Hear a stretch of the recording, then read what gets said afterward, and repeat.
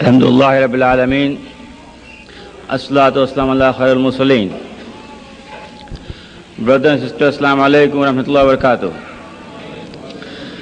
It is a great pleasure and an honor for me to introduce to you an eminent scientist and a scholar of Quran. Dr. Maurice Bucaille, pronounced as Maurice Bucaille, am I right, doctor? Doesn't matter. Okay. Is a native of France. He is a medical doctor and his specialty is surgery. Sometime along his career, he became interested in the study of Quran, and he studied Quran in French translation. And later, he also read Quran in English translation, and he was pointed out the inadequacy of the translations. As a result, at age 50, he took upon learning the Arabic language, and he became a learned scholar in Arabic, and he found out the real inadequacy of the translations and problems. And being a scientist himself, he took upon himself to explain the biblical narratives and the Quran and science. And he wrote his book in French back in 1971, I believe, which was later translated and published in late 70s in English language. The book is The Bible, the Qur'an and Science. It's an excellent book.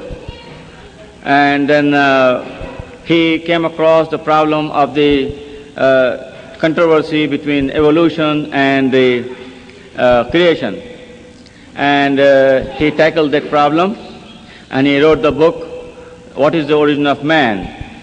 And both the books are here in paperback, and some of the old version of this one will be available after the lecture outside, and this in the original new version will be available outside, and those of you who would not have can order through your bookstore here. We will have it available. Now, he is writing a third book which is complete and ready for publication. It's the medicine and the mummies of pharaohs. And there you know, the Musa alayhi salam was born at one pharaoh, and when he crossed the Red Sea, there was another pharaoh who was drowned. And he has done extensive research, and he came up with conclusions that there are two different pharaohs, not the same one. I will not take any more time, and you will know him through his lectures, Dr. Maurice Bucaille. Mr. Chairman, I want to thank you very much for your kind introduction. It is my pleasure to be among you this evening. Ladies and gentlemen, Assalamu alaikum. There is no human work prior to modern times that contains statements which were equally in advance of the state of knowledge at the time they appeared, and which might be compared to the Quran. There is perhaps no better illustrations of the close links between Islam and science than the Prophet's hadith. اطلب العلم ولو في الصين. Seek after science even in China, which is a veritable invitation to man to enrich his knowledge. More significant, if it is possible, is the famous hadith, Midadul Ulama Afdalu min Dami Shuhada. The scholar's ink is more precious than the martyr's blood. It comes as no surprise, therefore, to learn that religion and science have always been considered to be twin sisters by Islam, and that today, at a time when science has taken such great strides, they still continue to be associated. And furthermore, certain scientific data are used for the better understanding of the Quranic text. What is more, in a century where, for many, scientific truth has dealt a death blow to religious belief, it is precisely the discoveries of science that, in an objective examination of the Islamic revelation, have highlighted the supernatural character of certain aspects of the revelation. When all is said and done, generally speaking, scientific knowledge would seem, in spite of what people may say, to be highly conducive to reflection on the existence of God. Once we begin to ask ourselves in an unbiased or unprejudiced way about the metaphysical lessons to be derived from some of today's knowledge, for example, our knowledge of the infinitely small or the problem of life, we indeed discover many reasons for thinking along these lines. When we think about the remarkable organization presiding over the birth and maintenance of life, it surely becomes clear that the likelihood of it being the result of chance gets less and less as our knowledge and progress in this field expand. To me, it would seem that the scientific progress made in understanding the fantastic complexity of higher beings provides strong arguments in favor of the opposite theory. In other words, the existence of an extraordinarily methodical organization presiding over the remarkable arrangement of the phenomena of life. In many parts of the book, the Quran leads in simple terms to this kind of general reflection, but it also contains infinitely more precise data which are directly related to facts discovered by modern science. These are what exercise a magnetic attraction for today's scientists. For many centuries, man was unable to study them because he did not possess sufficient scientific means. It is only today that numerous verses of the Quran dealing with natural phenomena have become comprehensible. A reading of all the commentaries, however knowledgeable their authors may have been in their day, bears solemn witness to a total inability to grasp the meaning of such verses. I should even go so far as to say that in the 20th century, with its compartmentalization of ever-increasing knowledge, it is not always easy for the average scientist to understand everything he reads in the Quran on such subjects without having recourse to specialized research. This means that to understand all such verses of the Quran, one is today required to have an absolutely encyclopedic knowledge, by which I mean one which embraces very many disciplines. The Quran is a religious book which has no scientific purpose. Whenever man is invited to reflect upon the works of creation and numerous natural phenomena, the obvious intention is to stress divine omnipotence. In these reflections, we find allusions to data connected with firmly established scientific knowledge. These findings clearly appeared only in modern times. When one compares religious teachings with material data, one must carefully take account of the meaning of the words of the Quranic text. This is a suggestive example in a verse of the Suratul Araf about the creation. Inna rabbakumullahu alladhi khalaqa samawati wal arda fi sittati ayamin.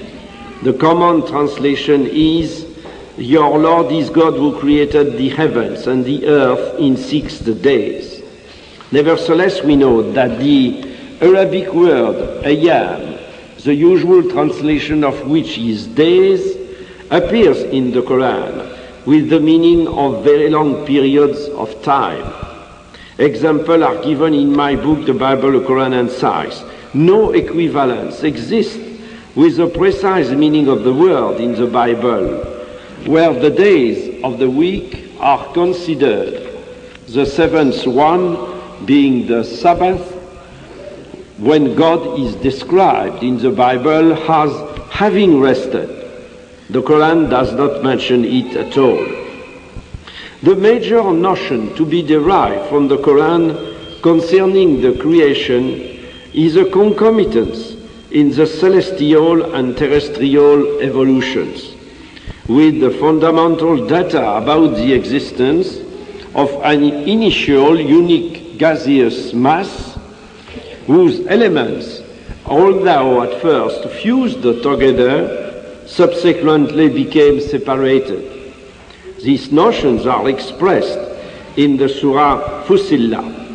Thumma istawa ila samai wa hiya duhanun. Then God turned to the heaven when it was a smoke, and in the Surah Al-Anbiya, أَوَلَمْ يَرَ الَّذِينَ كَفَرُوا أَنَّ السَّمَاوَاتِ وَالْأَرْضَ كَانَتَا رَتْقًا فَفَتَقْنَاهُمَا. Do not the unbelievers see that the heavens and earth were joined together, then we clothed them asunder. The separation process resulted in the formation of multiple words, a notion which crops up a dozen times in the Quran when it has formed the second verse in the Surah Al-Fatiha, Alhamdulillahi Rabbil Alameen. Praise be to God, the Lord of the world. All this is in perfect agreement with modern ideas on the existence of a primary nebula and the process of secondary separation of the elements that had formed the initial unique mass. This separation resulted in the formation of galaxies, and then, when these divided, of stars from which the planets were to be born. All that is in perfect agreement with modern notions concerning the history of the universe. Moreover, reference is made in the Quran to an intermediary creation between the heavens and the earth, as in Surah Al-Furqan, وَلَقَدْ خَلَقْنَا السَّمَاوَاتِ وَالْأَرْضَ وَمَا بَيْنَهُمَا. We have created the heaven, the earth, and what is between them. This intermediary creation corresponds to the modern discoveries of bridges of matter which have been demonstrated as present outside organized astronomical systems. Or can we imagine that a man, much more than 1,000 years ago, could have been the author of such reflections which proceed from a general concept of the universe when this concept was not formed until centuries after his death? In the Quran we find notions about the nature and the movement of celestial formations. For example, the sun and the moon, which were previously defined in the Bible as luminaries, are distinguished in the Quran by the use of different epithets. Light, nur for the moon, torch, siraj for the sun. Presently we know that the first is an inert body which reflects light. The second is a celestial formation in a state of permanent combustion and a source of light and heat. The word star najm in the Quran, is accompanied by another qualifying it which indicates that it burns and consumes itself as it pierces through the shadows of the night. It is the word thaqib. The word kawkab definitely seems to mean the planets, which are celestial formations that reflect and do not produce light like the sun.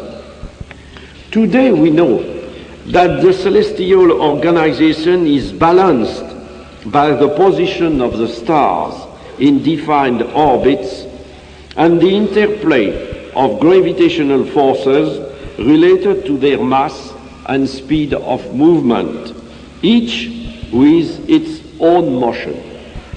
Orbit and own motion are the foundation of this balance. They are precisely what the Quran describes in the Surah Al-Anbiya. وَهُوَ الَّذِي خَلَقَ اللَّيْلَ وَالنَّهَارَ وَالشَّمْسَ وَالْقَمَرَ كُلٌّ فِي فَلَكٍ يَسْبَحُونَ. God is the one who created the night, the day, the sun and the moon. Each one is traveling in an orbit with its own motion. This movement is expressed by the verb sabaha, yasbahun in the text. The primitive meaning of the word, I said, the primitive meaning of the word, carrying the idea of a motion which comes from any moving body, be it the movement of one leg as one runs or the action of swimming in water. The sequence of day and night is expressed in terms that today are highly significant from a scientific point of view by using the verb kawara, second form. So the Surah Al-Zumar describes the night, describes the way the night winds or coils itself about the day, just as in the original meaning of the verb, a turban is wound around the head, a totally valid comparison. The evolution of the heavens and the notion of a settled place for the sun are also mentioned. They are in agreement with well-established modern ideas. More than that, the Quran seems to have alluded to the expansion of the universe. There is also the conquest of space. This has been undertaken thanks to remarkable technological progress and has resulted in man's journey to the moon. And this surely springs to mind when we read the Surah Al-Khamar. يا معشر الجن والإنس إن استطعتم أن تنفذوا من أقطار السماوات والأرض فانفذوا لا تنفذون إلا بسلطان. O assembly of jinns and men, if you can penetrate regions of the heavens and the earth, then penetrate them. You will not penetrate them save with a power. This power comes from the Almighty, the subject of the whole surah being an invitation to recognize God's beneficence to man. Let us now return to the earth, and among many statements, let us quote verses concerning the mountains. Modern geology has taught us the phenomenon of folding which formed the mountain ranges. The stability of mountains is linked to this phenomenon, since the folds were to provide foundation for the reliefs that constituted the mountains. What do we find about them in the Surah Al-Naba? Alam najalil arda mihadan wal jibala autadan. Have we not made the earth an expanse and the mountain stakes? The stakes, autad, in the Quran, which are put into the ground like those used to anchor a tent, are the deep foundations of geological folds. The same harmony with modern knowledge is noticed in the case of the numerous reflections in the Quran concerning the water cycle in nature. This is a topic which is very well known today, and the verses of the Quran referring to it seem to us to express ideas that are now totally self-evident. But if we consider the ideas prevalent at the time of the revelation, they appeared to be clearly marked more than myth and philosophical speculation than by facts such as those observed and studied nowadays.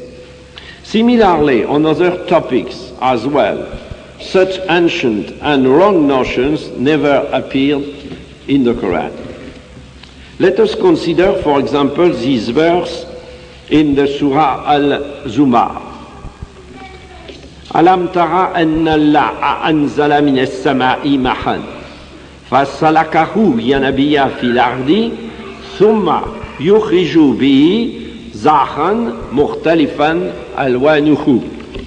Hath thou not seen that God sent water down from the sky and led it through sources into the ground?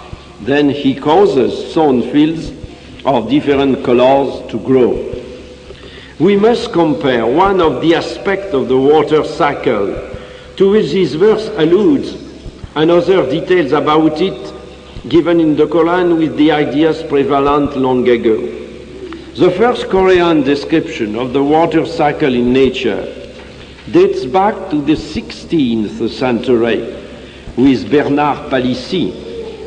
Prior to this, people talked about the theory whereby the waters of the oceans, under the effect of winds, were thrust to the interior of the continents. They then returned to the oceans via a great abyss, the Tartarus of Plato.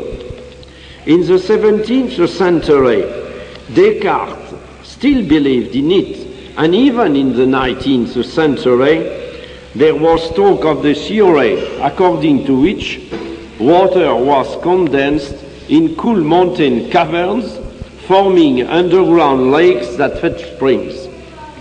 Today we know that the infiltration of rainwater is responsible for this. But more than anything else, I have been impressed at first by statements in the Quran dealing with living beings, the animal and vegetable kingdoms, especially with regard to the origin of life, the origin of man and reproduction. It is only since modern times that scientific progress has made the content of many such verses comprehensible to us. The ancient commentators presented them according to their apparent meaning, which was of the utmost importance, of course, since it evokes divine omnipotence. But they could not give a view of their real meaning, lacking essential scientific knowledge which is necessary to understand it. Even today, numerous translations and commentaries of the Quran made by men with only a literary background give a mistaken view of their real meaning. Only a scientist is able to give an explanation. The biological allusion in the Quran are highly significant. Such is the case of a verse of the Surah Al-Anbiya, a part of which has already been quoted. أَوَلَمْ يَرَ الَّذِينَ كَفَرُوا أَنَّ السَّمَاوَاتِ وَالْأَرْضَ كَانَتَا رَتْقًا فَفَتَقْنَاهُمَا وَجَعَلْنَا مِنَ الْمَاءِ كُلَّ شَيْءٍ حَيٍّ أَفَلَا يُؤْمِنُونَ. Do not the unbelievers see that the heavens and the earth were joined together and we clothed them asunder, and we got every living thing out of the water? Will they then not believe? This is an affirmation of the modern idea that the origin of life is aquatic. Progress in botany at the time of the Prophet was in no country advanced enough for it to be established as a rule that plants have both male and female parts. Nevertheless, we may read the following in the Surah Taha. وَأَنزَلَ مِنَ السَّمَاءِ مَاءً فَأَخْرَجْنَا بِهِ أَزْوَاجًا مِنْ نَبَاتٍ شَتَّى. God is the one who sent water down from the sky, and thereby we brought forth elements of couple of plants, each separate from the other. In the Surah Al-Ra'd, we read the following: وَمِن كُلِّ ثَمَرَاتِ جَعَلَ فِيهَا زَوْجَيْنِ إِثْنَيْنِ. Of all fruits, God placed on the earth two elements of a pair, زَوْجَيْنِ إِثْنَيْنِ. Verse 36 of the Surah Yasin clearly alludes to the existence of components of couples in plants as well as in the human beings whom the verse is referring to. سبحان الذي خلق الأزواج كلها مما تنبت الأرض ومن أنفسهم ومما لا يعلمون. Glory to him who created the components of couples of every kind, or what the ground causes to grow on themselves, that is to say human beings, and of what they do not know. In the field of physiology, there is a verse which appears to be extremely significant. But to understand it, we have to know that chemical reactions occur in the intestine and that substances extracted from food inside pass into the bloodstream, and that the bloodstream transport them to all the organs of the body, among which are the milk-producing mammary glands. That is precisely what is said in this verse of the Surah Al-Nahl.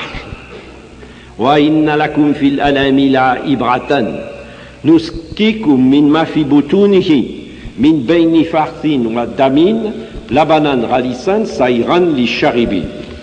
Verily in cattle there is a lesson for you. We give you to drink what is inside their bodies, coming from a conjunction between the contents of the intestine and the blood, a milk pure and pleasant for those who drink it. The Quranic revelation considerably enriched man with data about himself, as we shall see, but its teachings have been clearly and completely understood only in modern times. As a medical doctor, particularly attracted to the natural sciences and physiology, I must confess that when I read the Quran in the original text for the first time, these data concerning man were those which impressed me the most. This is the reason why, as soon as I finished my first study, the Bible, the Qur'an and Science, I seized a favorable opportunity to deliver a lecture before the French Academy of Medicine with a special reference to human reproduction in the Quran. In order to carry out a valid comparison, one must remember that there existed a host of superstitions and myths about this topic in days of old, and emphasized the absence of any reference in the Quran to the mistaken ideas prevalent at the time of the communication to man. Let us mention that several verses evoke the complexity of the male fertilizing liquid and the fact that an infinitely small quantity of this liquid, expressed by nutfah in the Quran, is required to ensure fertilization. This is also expressed by quintessence, if I may so translate the Arabic word sulala. The implantation of the egg in the female genital organ is perfectly described in several verses by the word alaq, as in the Surah Al-Alaq. Khalaqal insana min alaq. But my translation is the following one. God fashioned the man from something which clings. I do not think that there is any accurate translation of the word alaq other than to use once more, its primitive meaning. To speak here of an adherence or a blood clot is a mistake. They are both derivative meanings quite out of place in this context. The evolution of the embryo inside the maternal uterus is a subject of reflection whose simple words correspond exactly to fundamental stages in its growth, as it appears in this verse of the Surah Al-Muminun. فَغَلَقْنَا لَلَكَةَ مُدْغَةً فَغَلَقْنَا الْمُدْغَةَ إِزَامًا فَكَسَرْنَا الْحِزَامَ لَحْمًا. We fashioned the thing which clings into a shoot lump of flesh, and we fashioned the shoot flesh into bones, and we clothed the bones with intact flesh. Thus, an initial aspect of the embryo is evoked, and thereafter the muscles covering the bones. We know that the embryo passes through a stage when some of its parts are out of proportion with what is later to become the individual. The Surah Al-Hajj seems to allude to this. فَإِنَّا خَلَقْنَاكُمْ مِنْ عَلَقَةٍ مِنْ مُدْغَةٍ مُخَلَّقَةٍ وَخَيْرٍ مُغَلَّقَةٍ. We fashioned you into something which clings, into a lump of flesh in proportion and out of proportion. In the Surah Al-Sajdah, there is a reference to the senses and the viscera. وَجَعَلَ لَكُمْ السَّمْعَ وَالْأَبْصَرَ وَالْأَفْئِدَةَ. God appointed for you the senses of hearing, sight, and the viscera. All these quotations are in harmony with what was to be discovered many centuries later.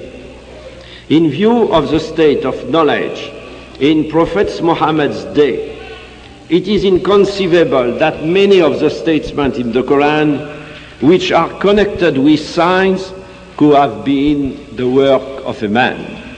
It is therefore perfectly legitimate not only to regard the Quran as the expression of a revelation, but also to award it a very special place on account of the guarantee of authenticity it provides and the presence in it of reflections which, when studied today, appear as a challenge to human explanation. Mr. Chairman, ladies and gentlemen, I want to thank you very much for your kind attention. Assalamu alaikum. I believe in theory of evolution as propounded by zoologist Gracie. If you do, then it is not compatible with teachings of Quran as discussed by Sheikh Abdul Mabood in his article. Excuse me, but I do not know the article of Sheikh Abdul Mabood. Excuse me, so that I cannot compare with the theory which is not the theory of Professor Grasset himself alone, not at all, which is described in this book, What is the Origin of Man? I have written a small chapter about the creative evolution, is what is now absolutely sure, since now we know that the genoma are responsible for the transformation of the functions of the cells, consequently to transformation of tissues, and consequently transformation of the entire living being. There is no doubt about that. And recently I had the pleasure to read a book which was written by a famous Iranian theologian. Unfortunately, I cannot remember the name. Ayatollah, excuse me. This is a book which is translated and published in the United States at Berkeley. And this theologian, without knowing the least thing concerning science, by the examination of the Quranic, the examination of the Quranic text only, was able to come to the same theory of creative evolution. That is to say, the notion of a permanent creation for the living being through transformations of the genies, and to obtain a certain evolution. But now the evolution is not absolutely, it's very well known, the evolution in the animal species, in the animal kingdom, is not absolutely continuous in the course of the time. Some species, after a certain evolution, came to a halt. This is very well known, with the two examples which are famous. It is one of the famous fish, the coelacanth, and the something which is more common. It is a cockroach. The cockroach are the same one since 200 or 300 millions of years.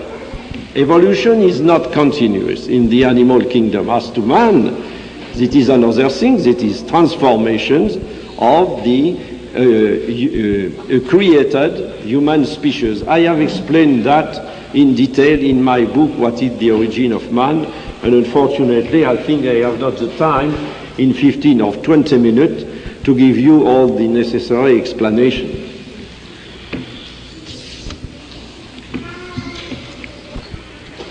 The second question is, what is the concept of time according to Quran? Oh, it's difficult to give you an answer about concept of time about the Quran. I should be very pleased to know what is exactly the concept of time according to the Quran. Well, some scientists suppose that in the Quran there is an allusion to relativity. For me, I doubt. Maybe I am wrong, and they are right.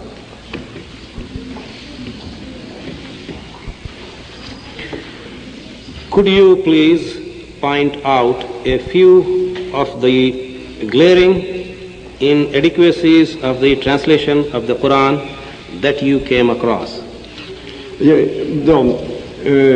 At first, I want to explain you that if I have suggested to revise several translations from the Quran, it is only about a very small number of verses. That is to say, in my book, The Bible, the Qur'an and Science, I have quoted in the complete edition, not the edition that you have in the United States. I have written an index of the quotation from the Quran, and there is a little bit more than 150 verses only. The verses which might be connected with science, and not at all the verses having only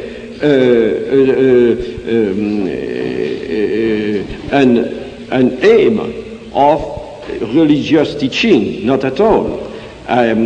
So that it is a very small number of verses concerning science, but they are of the utmost importance. And I want to give you an example.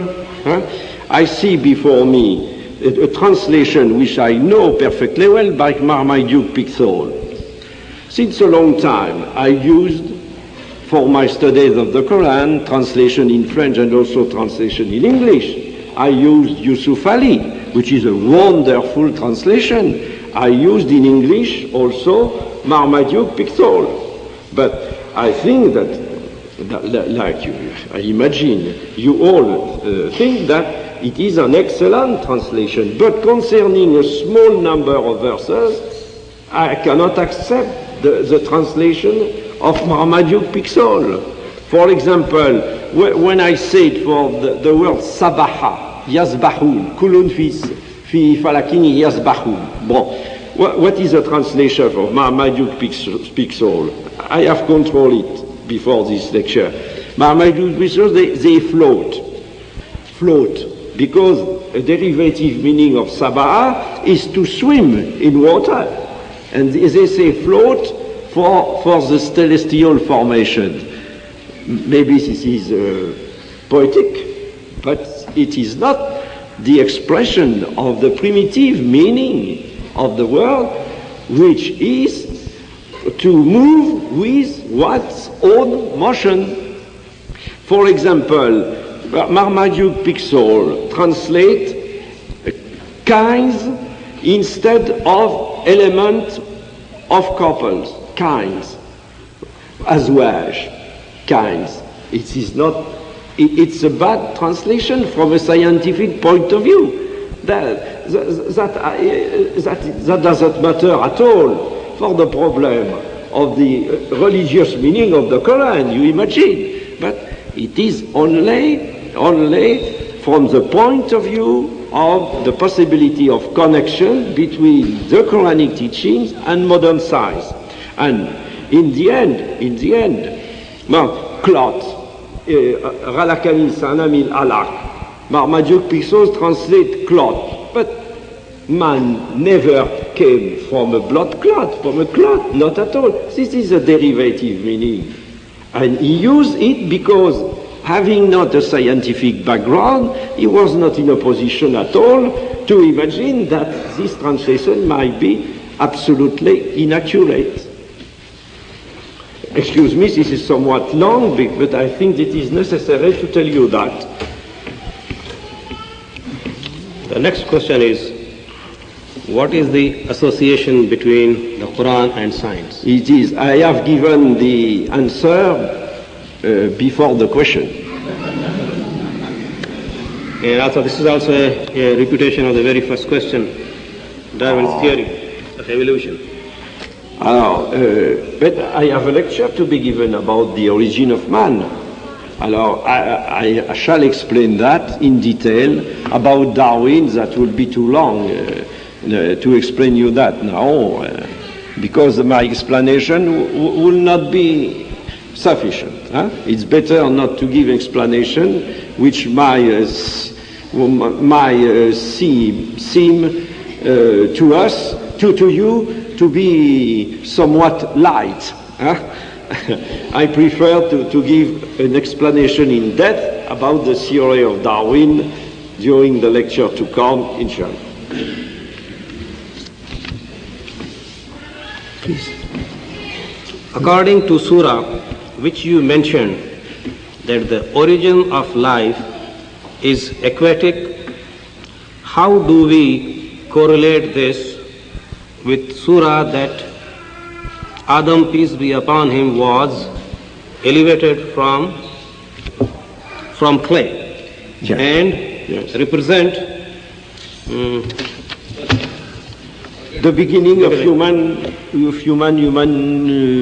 race. Human being, race, yes, not human species. I prefer not race, because I'm not a racist. You are not, of course.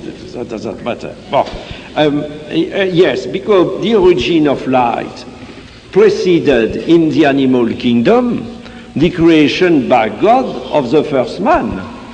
That is to say, there is absolutely no contradiction between the beginning of life in animal kingdom and the creation of man by God. There is absolutely not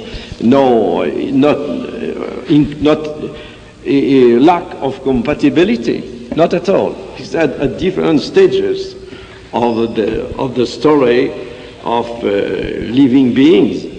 Man was created, let us say, after, let us say, 3 billion years after the beginning of life on this earth. The creation of man is extremely recent, and the beginning of life on the earth is very, very old.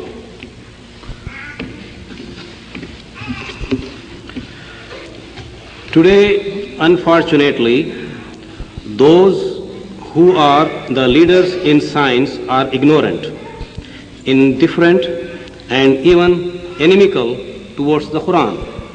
Those who believe in the Qur'an are mostly ignorant of science.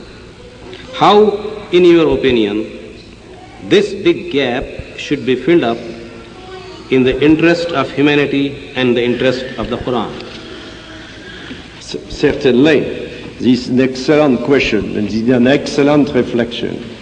Unfortunately, those who are the leaders in science are ignorant or indifferent, and those who believe in the Quran are mostly ignorant of science. I think it is too much.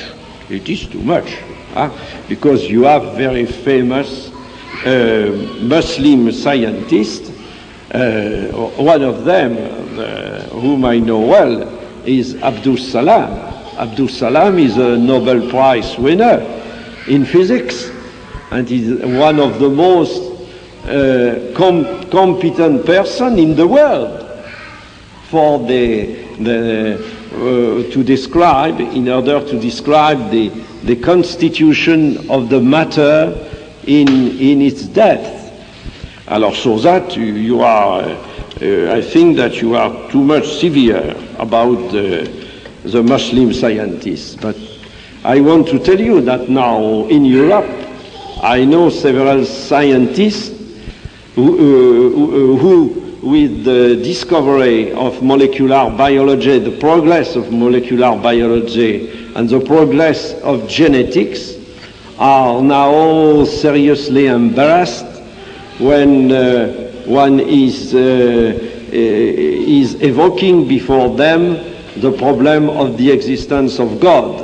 And I know that several ones in France particularly, which are now changing their ideas, and they said that science is able to lead scientists to ponder over the existence of God or to believe in the existence of God. There is a progress now with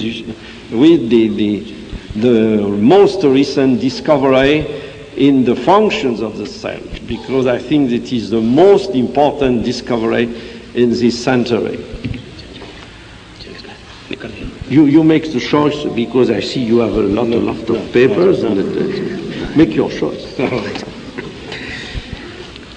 What is the scientific explanation of barzakh, which is mentioned in the Quran?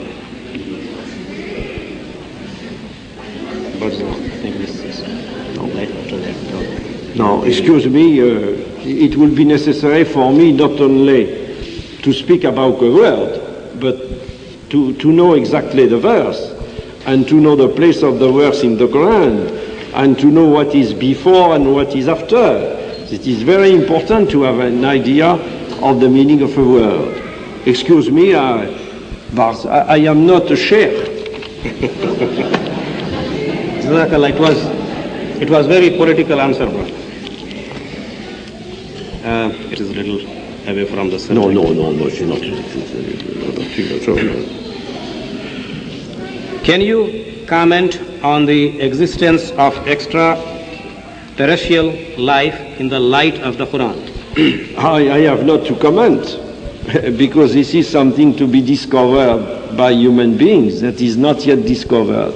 I think it is mentioned in the Quran. Maybe I am wrong, but I think the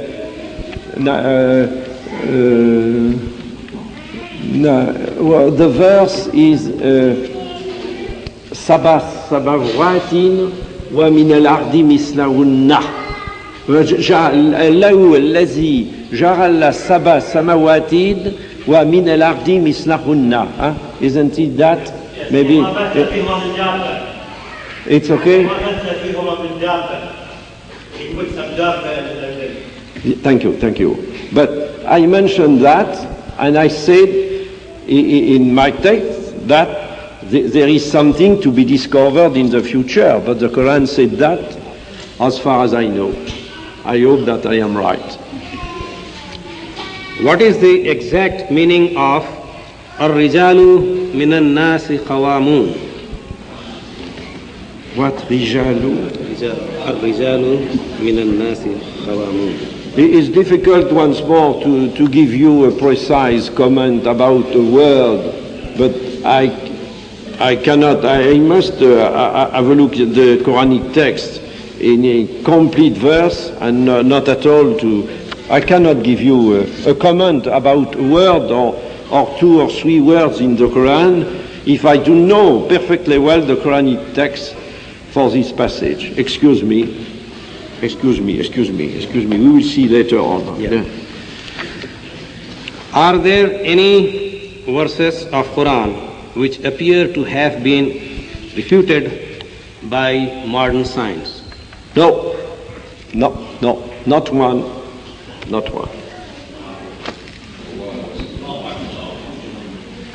I made an inquiry in depth, be sure. Does the Quran mention Eve?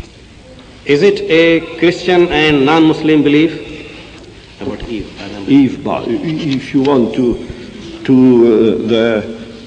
the wife of Adam, if you want to call her Eve or not to give the name of Eve, for me that doesn't matter. It is the same meaning in the Bible and in the Quran. Has any school or curriculum incorporated your twin sisters concept when teaching science? Has any school or curriculum incorporated your twin sisters concept? It's not my concept. This is an old concept of Islam. The religious and science are twin sisters. That does not come from me at all. It is an old concept in the history of Islam.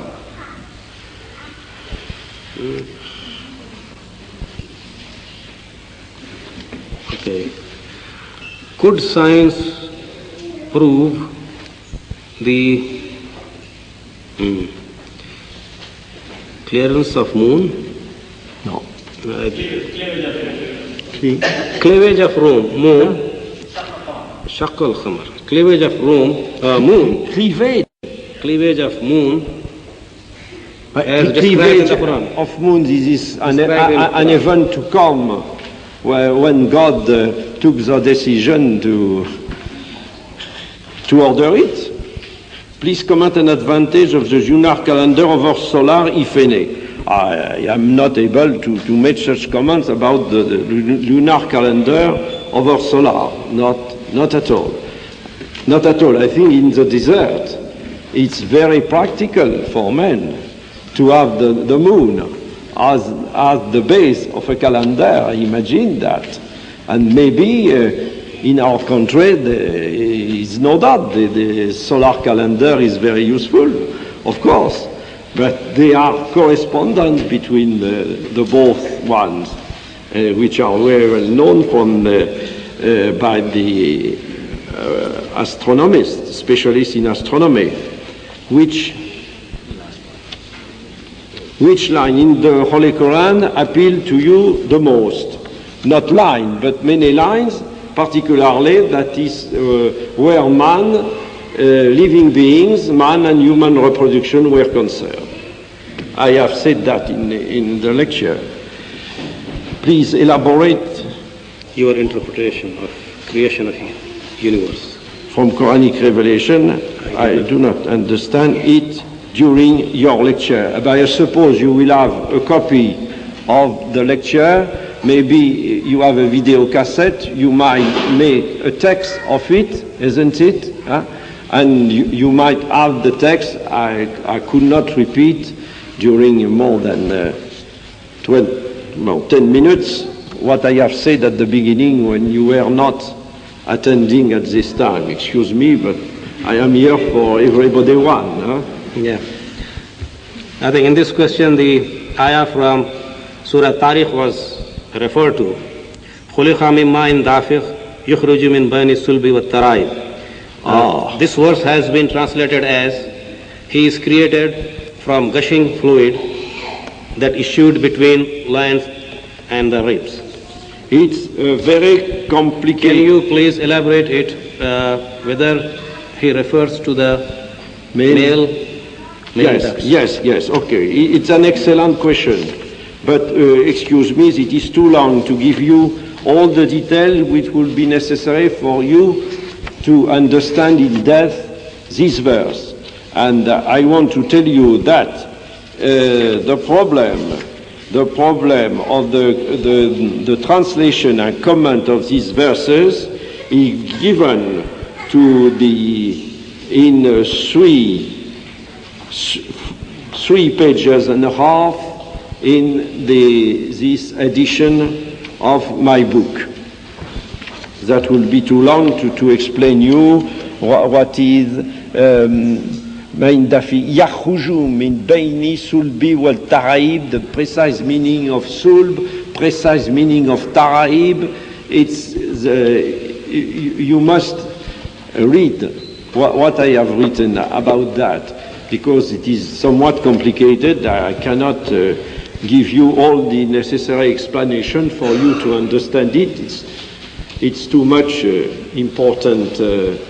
Too much important details are necessary to understand this precise meaning, but it's explained in my book. Thank you very much. Thank you. All right, this was the last question. I request Brother Amir Ali to inform here what are his future lectures in Chicago.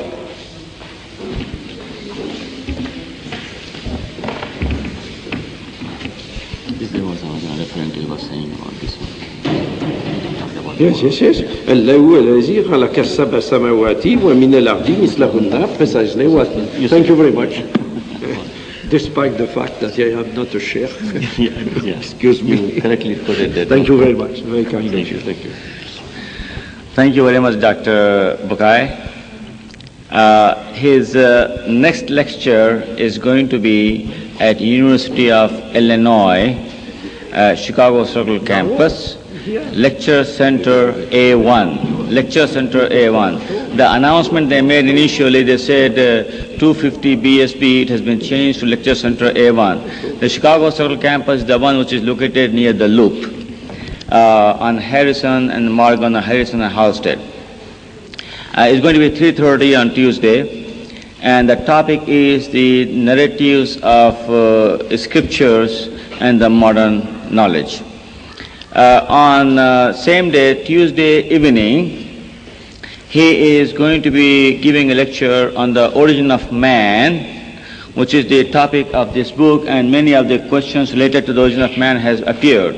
Anyone who wants to know about the origin of man and what Dr. Maurice Bucaille has to say about it from his studies of sciences and Quran, please come to the Muslim Community Center, Chicago, and more importantly, bring in as many as non-Muslims, Americans as possible. We have advertised in the newspapers, and it's extremely important. This is a very good opportunity for you to do the dawah work, which is your responsibility to give the truth of Quran to other people. And you cannot get a more eminent scholar on Quran who sees and knows from the scientific point of view. And this is the time. And bring in as many Americans as you can. And we have made arrangements the way we did for Brother Ahmad Idda's lecture, the sitting arrangement for the Americans, and chairs, and the rest of the area will be in the mosque for the Muslims. So please bring as many as you can. And also we will be preparing a discussion question and answer tape, video tape, for later broadcasting, and also will be available to you. It will be done privately, it's not a public affair. In addition, if Brother Aziz Khan agrees with me and he finds time, we will do a lecture session on a very important topic, and that is the medicine and the mummies of pharaohs. Inshallah, Allah permitting, tomorrow we'll do that too. And all of that will be available through the Institute of Islamic Information and Education. And I'll take this opportunity a little bit to tell you about the Institute, that we are looking for the errors and misinformation in the textbooks, reference material, newspapers, wherever you find. Please refer those things to me. I have brought some more flyers, I'll put it out. And Dr. Maurice Bucaille's 2 books are available today, a few copies are available here, and I will give it to your library, and you can order more copies, they will be available. And we will get the new version also as soon as they become available to us. Thank you very much. Thank you. Thank you, Dr. Maurice.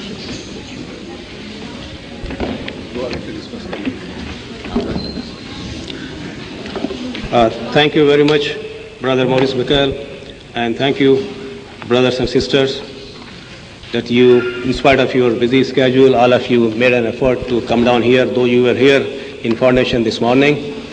And before we conclude our today's program, we will make dua, and inshallah the azan of Isha will be said at 9:15 and the Jamaat will be at 9:30.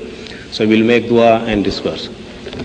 أعوذ بالله من الشيطان الرجيم بسم الله الرحمن الرحيم اللهم صل على محمد وعلى آل محمد كما صليت على إبراهيم وعلى آل إبراهيم إنك حميد مجيد اللهم بارك على محمد وعلى آل محمد كما باركت على إبراهيم وعلى آل إبراهيم إنك حميد مجيد ربنا آتنا في الدنيا حسنة وفي الآخرة حسنة وقنا عذاب النار سبحان ربك رب العزة عما يصفون وسلام على المرسلين والحمد لله رب العالمين.